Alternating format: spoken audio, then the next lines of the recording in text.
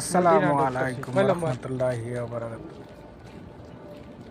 এখন আছি স্বপ্নের মদিনা, সারা পৃথিবী সারা বিশ্বের স্বপ্নের মদিনা সামনে, গেটের সামনে এখন উপস্থিত।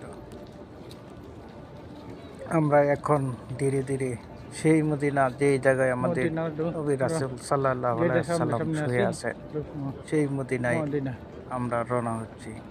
গেটের মাঝামাঝি আছি। স্বপ্নের মদিনা, সেই স্বপ্নের মদিনা। আল্লাহ, আমাদের নবী রাসূল সাল্লাল্লাহু আলাইহি ওয়াসাল্লাম এই মদিনায় শুয়ে আছেন।